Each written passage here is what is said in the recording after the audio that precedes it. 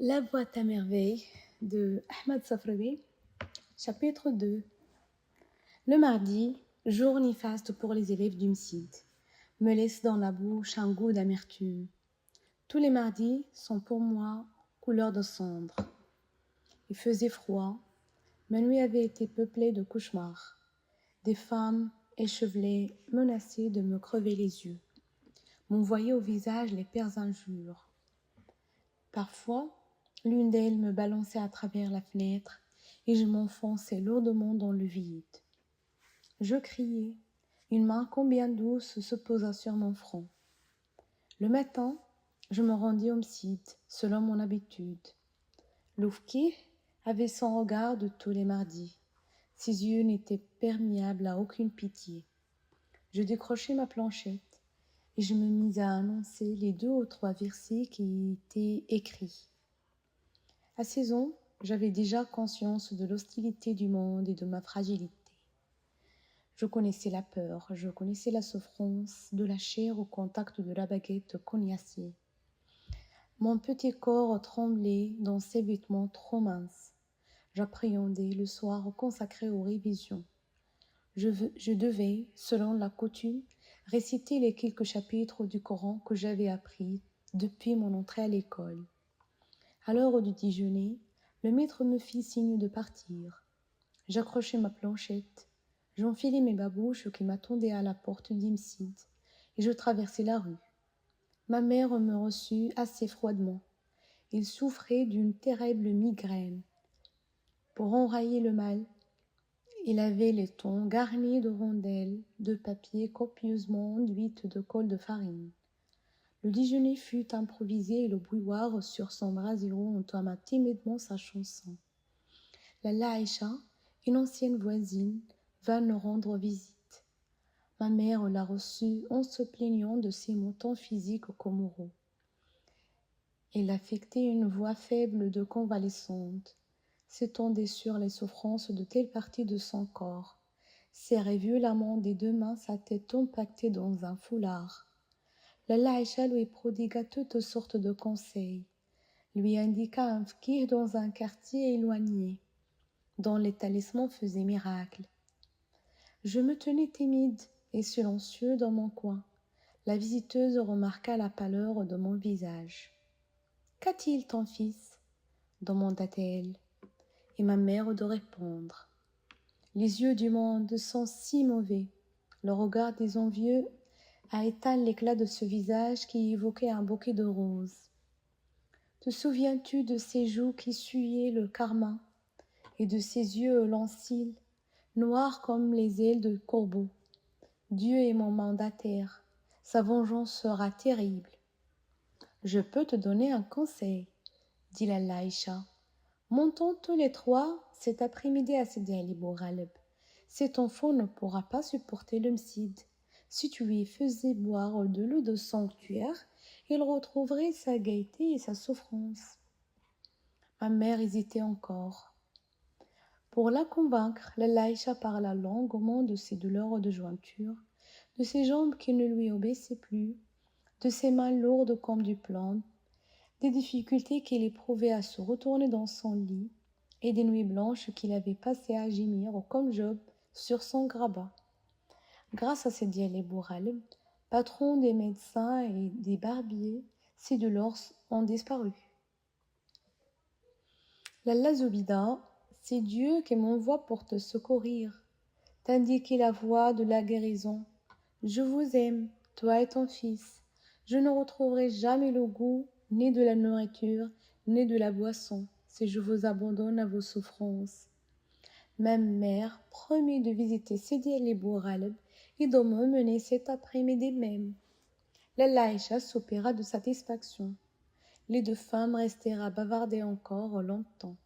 Ma mère monta sur la terrasse, redescendait avec une brassée de plantes aromatiques qu'elle cultivait dans des pots ébréchés de vieilles marmites d'émail. Il parfuma son thé de verveine et de sauge, proposa à Lalla Aïcha une petite branche d'absinthe à mettre dans son verre.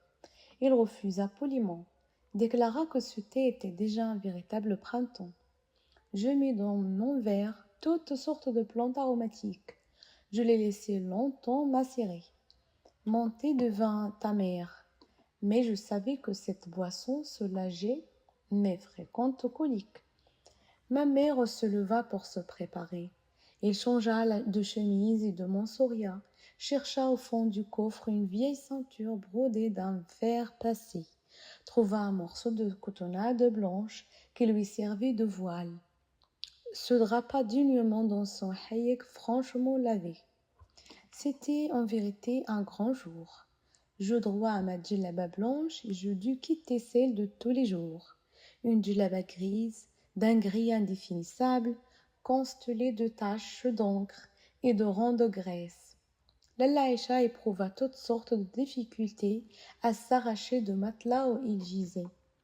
J'ai gardé un vif souvenir de cette femme, plus large que haute, avec une tête qui reposait directement sur le tronc, des bras courts qui s'agitaient constamment. Son visage lisse et rond m'inspirait un certain dégoût. Je n'aime pas qu'il m'embrassât. Quand il venait chez nous, ma mère m'obligeait à lui baiser la main, parce qu'il était chérifa, fille du prophète, parce qu'il avait connu la fortune et qu'il était resté digne malgré les revers du sort.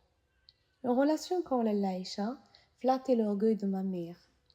Enfin, tout le monde s'engagea dans l'escalier. Nous nous trouvâmes bientôt dans la rue. Les deux femmes marchaient à tout petit pas.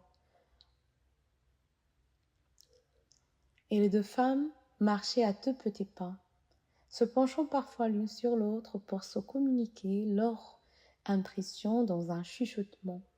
À la maison, ils faisaient trembler les murs en racontant les moindres futilités, tellement leur corde vocale était à toute épreuve. Ils devenaient dans la rue aphones et gentiment minaudières. Parfois je les devançais, mais ils me rattrapaient tous les 3 pas pour me prodiguer des conseils de prudence et des recommandations. Je ne devais pas me frotter aux murs. Les murs étaient si sales et j'avais ma superbe djellaba blanche. Je devais me moucher souvent avec le beau mouchoir brodé pendu à mon cou.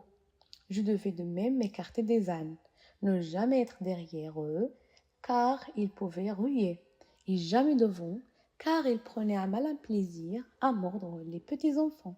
« Donne-moi la main, me disait ma mère, et 5 pas après, en devant, va devant, tu as la main toute moite. » Je reprenais ma liberté, mais pour un temps très court. Lalla Aïcha se proposait de me guider dans la cohue. Elle marchait lentement et tenait beaucoup de volume. Un embouteillage ne tardait pas à se former. Les passants nous lançaient toutes sortes de remarques déplaisantes, mais finissaient par se porter à notre secours. Des bras inconnus me soulevaient du sol, me faisaient passer par-dessus les têtes, et je me trouvais finalement dans un espace libre. J'attendais un bon moment avant de voir surgir de la foule les 2 hayeks immaculés. La scène se renouvela plusieurs fois durant ce voyage. Nous traversâmes des rues sans nom ni visage particulier. J'étais attentif aux conseils de mes 2 guides. Je m'appliquais à me garer des ânes, buter inévitablement dans les genoux des passants. Chaque fois que j'évitais un obstacle, il s'en présentait un autre. Nous arrivâmes enfin au cimetière qui s'étend aux abords de Sidi Ali Bouraleb. J'esquissais un timide pas d'allégresse. Les tombes couvertes de saucis rougeoyaient au soleil. Ça et là, des marchands trônaient derrière leurs pyramides d'oranges.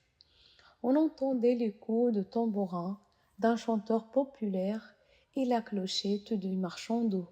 Sur la petite place, des campagnards vendaient du bois pour la lessive, des brasiers de terre cuite, des plats pour cuire les galettes. Les éventaires des marchands de sucreries attiraient mon regard. On y voyait exposer des coques et des poussins en sucre jaune, ornementés de filets roses, des tillères transparentes, de minuscules babouches et des soufflets. Ces objets magnifiques me rappelaient ma boîte à merveilles. Mon père m'en avait bien offert quelquefois, mais avant d'arriver à la maison, s'imitaient ou devenaient simplement gris et poussiéreux, indignes de figurer parmi mes trésors. Ils étaient beaux, là, au soleil, dans le bourdonnement de la foule. Le toit de tuiles vertes qui couvre le mausolée se dressait dans un tendre azur au batifolé de nuages blancs et roses aux formes capricieuses. Sur les marches de l'entrée principale, des femmes assises à même le sol, divisées entre elles, mâchaient sous leur voile de la gomme parfumée, interpellaient leurs enfants qui jouaient dans la poussière. Ils se serrèrent pour nous laisser un étroit passage. Nous nous trouvâmes bientôt dans une cour qui me parut immense. Au centre trônaient 4 vaisseaux en terre cuite remplis d'eau. Ma mère trouva un gobelet et me fit boire. Il se versa un peu d'eau liquide dans le creux de la main, me passa les doigts sur le visage, les yeux, les jointures des mains et sur les chevilles.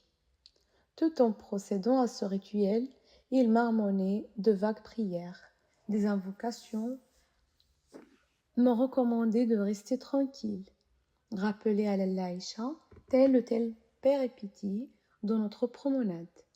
Je subissais tout cela avec ma patience coutumière.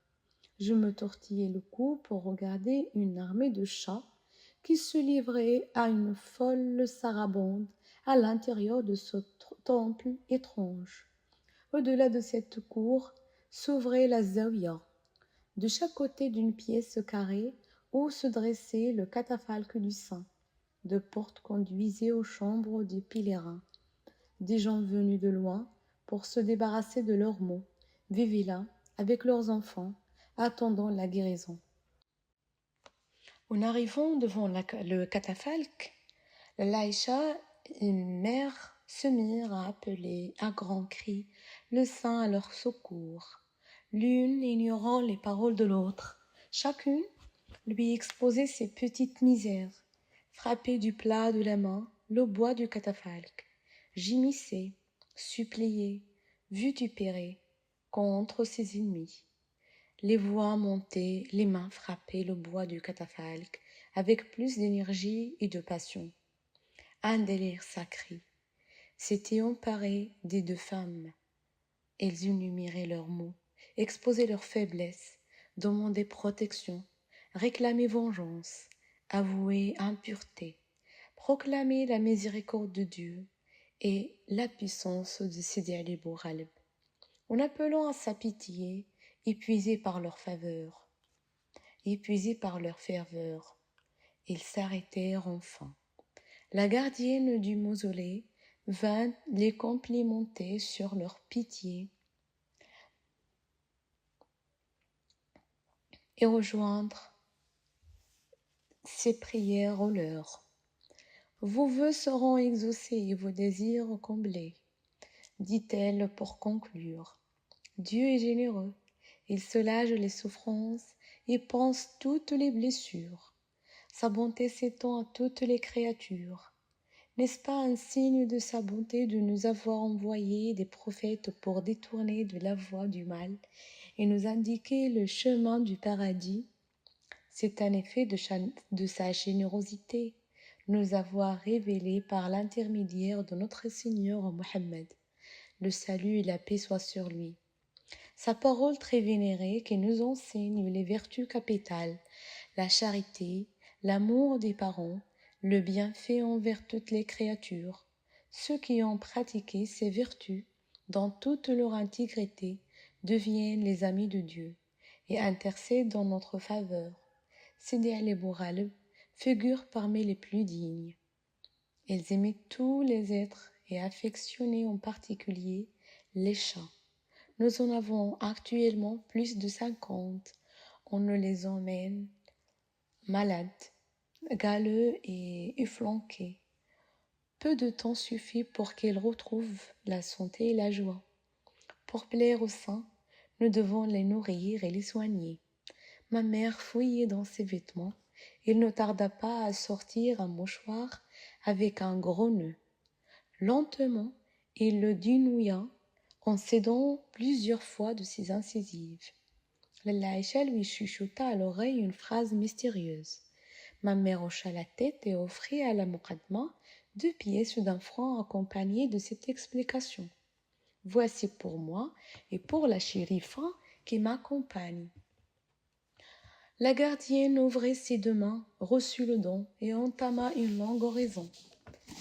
Des femmes arrivèrent de l'extérieur et se joignirent à notre petit groupe pour bénéficier de ce moment de grâce, pour profiter de cette rosée spirituelle qui rafraîchit les cœurs. Lentement, je me glissai hors de ce tessin de femmes pour aller caresser un gros matou étalé de tout son long contre le mur. Il me regarda de ses yeux jaunes, ronronna et m'envoya un magistral coup de griffe. Le sang gicla. Ma main se mit à me cuire atrocement. Je poussai un cri.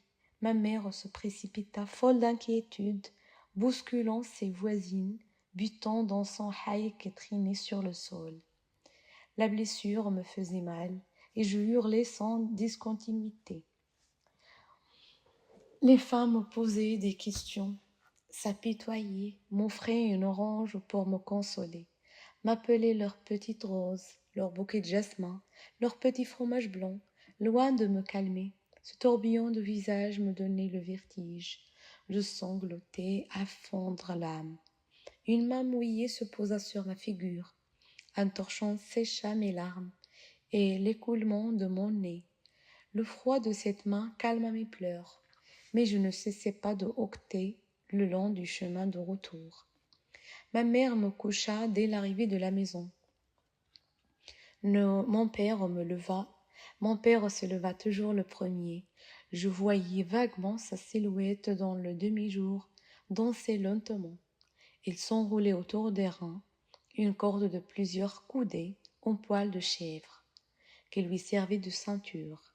Pour cela, il tournait sur lui-même, soulevait une jambe pour laisser passer la corde, soulevait l'autre alternativement, faisait des gestes larges de ses bras. Il procédait ensuite à l'arrangement de son turban, mettait sa djellaba et sortait en silence. Ma mère dormit. Ce matin, j'attendais mon père lui chuchoter. Ne l'envoie pas au Msid. Il semble bien fatigué. Ma mère acquiesça et se replongea dans ses couvertures. Toute la maison dormait encore. 2 moineaux vinrent se poser sur le mur de patio. Je les entendis sautiller d'un endroit à l'autre, frappant l'air de leurs courtes ailes. Ils discutaient avec passion et je comprenais leur langage. Ce fut un dialogue passionné. Ils affirmèrent ceci avec conviction. « J'aime les figues sèches. »« Pourquoi aimes-tu les figues sèches ?»« Tout le monde aime les figues sèches. »« Oui, oui, oui. Tout le monde aime les figues sèches. »« Les figues sèches, les figues sèches, les figues sèches. » Les elfes frottèrent. Les 2 moineaux partirent continuer leur conversation sur l'autre toit. Je comprenais le langage des oiseaux et de bien d'autres bêtes encore, mais ils ne le savaient pas et s'enfuyaient à mon approche. Je m'en éprouvais beaucoup de peine. Des sons entrechoqués cliquetèrent dans le patio. La chouafa se levait la première et c'était tant mieux. Les ombres de la nuit s'attardèrent encore à cette heure autour de la fontaine et du puits, dans les lieux d'aisance et dans l'immense débarras où chaque locataire à tour de rôle procédait à sa toilette. La chouafa connaissait les paroles efficaces qui rendaient ces ombres inoffensives. Chaque jeudi soir, il brûlait des aromates aspergés les coins, de lait ou d'eau odoriférante, prononçait de longues incantations. Une porte claqua. Zineb, la fille de Rahma, se mit à geindre. Sa mère la gratifia d'une gifle sonore et la noya sous un flot d'injures. « À ton âge, n'as-tu pas honte de mouiller ton lit presque chaque nuit ? Je devrais te lâcher dans une étable au lieu de te préparer chaque soir ton matelas. » La chouafa l'interrompit. Que ta matinée soit heureuse, Rahma.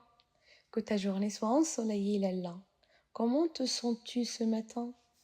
Je remercie le Seigneur. Il m'a infligé une terrible punition le jour où il m'a donné cette pisseuse de mauvais augure. Je le remercie pour ses dons innombrables. Je le remercie dans la joie comme dans l'affliction. Éloigné soit de toi tout sujet de chagrin. Prends patience, cet enfant guérira. Il sera ta consolation dans ce monde de misère. Dieu t'entende, Lalla, qu'il réponde sans mesure ses bénédictions sur toi, sur ceux qui te sont chers. Ma mère remua dans son lit, tout ça supéra finit par se mettre sur son sillon. Il se leva et ouvrit la fenêtre. La lumière m'éclaboussa les yeux et me fit mal. J'entendis s'ouvrir les volets de Fatma Bziouia. D'une voix ensommeillée, ma mère déroula son chapelet de salutation d'usage qu'elle adressait chaque matin à sa voisine d'en face. Celle-ci lui souhaita une heureuse journée avec les formules habituelles. Aucune n'écoutait les propos de l'autre. Chacun récitait son boniment sur un air monotone, son ardeur et son enthousiasme. Il posait des questions, mais connaissait d'avance les réponses. Depuis 3 ans que nous habitions ensemble, ils avaient répété les mêmes phrases chaque matin. Parfois, ils modifiaient un mot, faisant allusion à quelques récents événements, mais de telles circonstances étant fort rares. Et invariablement, ma mère demandait « Comment te sens-tu ce matin? Ta tête ne fait-elle pas trop souffrir? Ton sommeil a-t-elle été paisible ?» Il concluait « La santé est chose capitale, ma sœur. Rien ne peut la remplacer. » Ce jour-là, il ajouta « Mon garçon n'est pas bien aujourd'hui. Dieu éloigne de toi et de ceux qui te sont chers le mal, et crève les yeux à ceux qui nous envient. » La voix de la Chouafa monta du rez-de-chaussée. « Lalla Zoubida, que ta matinée soit bénie. Dieu éloigne de toi tout motif de peine et te conserve, toi et les tiens, en excellente santé. » La mère répondit. Ma mère répondit. « Que ta journée soit lumineuse et pleine de bénédictions. Comment te sens-tu ce matin? Dieu veillera sur ton bonheur et sur celui de tous ceux qui te sont proches. » La Chouafa enchaîna. « Ne t'inquiète pas pour ton fils. Les amis de Dieu veillent sur sa santé. Il a des protecteurs dans le monde visible et dans le monde invisible. Je sais qu'il est chéri des puissances bénéfiques. Quand il sera homme, il sera un sabre parmi les sabres, un guerrier invulnérable, une ruche miel recherchée pour sa saveur et son parfum. » Lalla, dit ma mère toute remuée. Le miel et le beurre coulent de ta bouche, et l'odeur du paradis parfume ton alien. Et ma mère, extatique les yeux au ciel, ajouta « Seigneur, qui m'écoute du haut des cieux, répands tes trésors inépuisables. Ô, toi, maître de tous les trésors, sur cette femme de bien, qu'elle soit vénérée comme elle le mérite dans ce monde, et qu'elle bénéficie de tes largesses dans l'autre.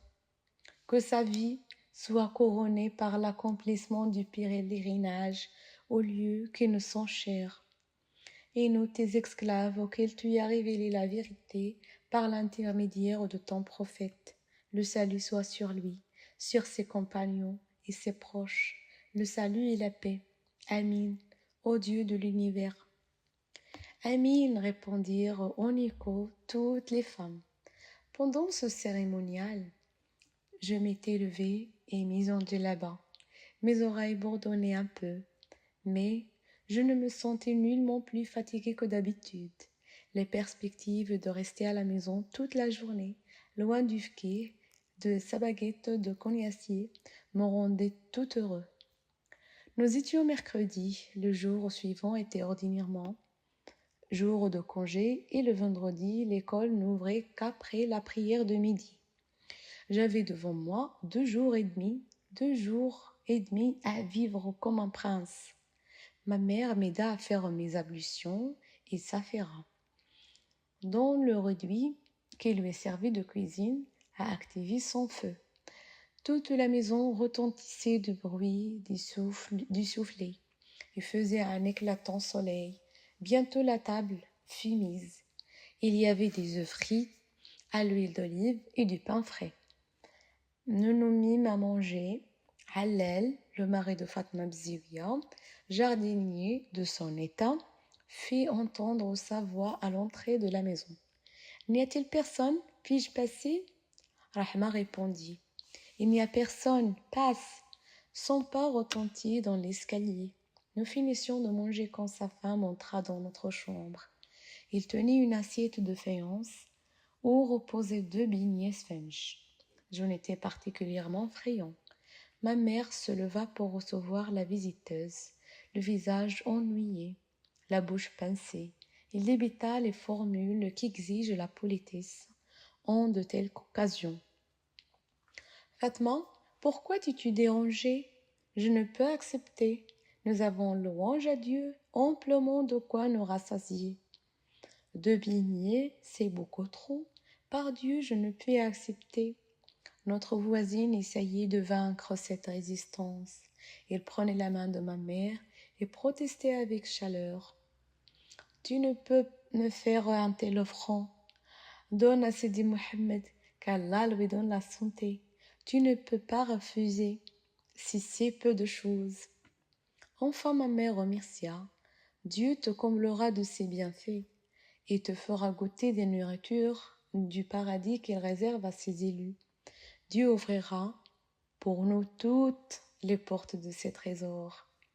Fatma alla rejoindre son mari et ma mère poussa de mon côté l'assiette avec les 2 beignets. « Mange-les, toi qui les aimes, » me dit-elle. Mon estomac ne supporte pas les beignets. Je me régalais. Un apprenti de mon père, que tout le monde appelait Driss le Tigneux, frappa à la porte d'entrée. Il demanda un coffin pour faire notre marché. Ma mère lui recommanda à haute voix de choisir une viande sans trop d'os et des fèves vertes bien tendres. La situation de mon père était assez prospère. Nous pouvions nous permettre de manger de la viande 3 à 4 fois par semaine.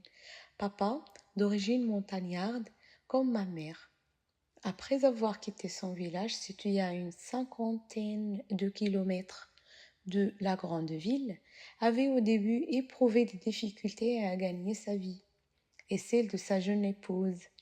Dans son pays, on était payard et paysan. À Fès, il fallait pour vivre exercer quelques industries citadines ou monter un petit commerce. Dans notre famille, vendre et acheter a toujours été considéré comme le métier le plus vil. Mon père se souvint avoir été à un moment de sa jeunesse dans l'atelier de l'un de ses oncles maternels, tisserand de couverture. Il s'acheta donc un minimum de matériel, loua un coin dans un atelier et s'installa tisserand. Il faisait honnêtement son travail, améliorait de jour en jour sa production. Bientôt, ses articles furent très disputés et le ménage jouait d'un certain confort. Mon père avait un vieil ouvrier avec lui sur le métier. Driss le Tigneux garnissait les canettes et faisait les commissions. Driss venait 2 fois par jour à la maison. Le matin, acheter les provisions et au milieu du jour, chercher le déjeuner de son patron. Mon père mangeait à l'atelier. Il venait seulement le soir après la dernière prière. Le vendredi faisait exception. Ce jour-là, mon père était à son métier jusqu'à midi environ.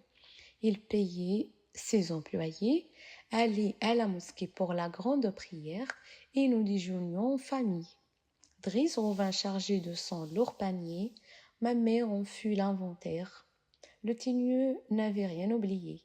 La viande avait bon aspect et le verre d'écosse de fèves faisait saliver abondamment. Le couffin contenait outre de l'ail, du persil et de quantité de petits paquets d'épices. Nous avions de l'huile, du charbon et de la farine pour tout le mois. Quand ma mère parlait de l'œil des envieux, elle pensait sûrement à ses richesses. Les voisines, moins fortunées, nous jalousaient un peu, et ils n'ignoraient d'ailleurs aucun détail de notre vie domestique. Ma mère, de son côté, connaissait les difficultés de tout le monde, l'état des finances de chaque ménage, les dettes qu'elle contractait, ses dépenses de chaque jour et la qualité de son ordinaire. Les faits furent versés dans un large panier en sparterie en forme de plat. « Tu m'aides à les écosser ?» me dit maman. J'acquissai et me mis aussitôt à l'ouvrage. Je fus vite dégoûtée de ce travail. J'allais risquer un œil dans la chambre de Bziouia et rouler du couscous.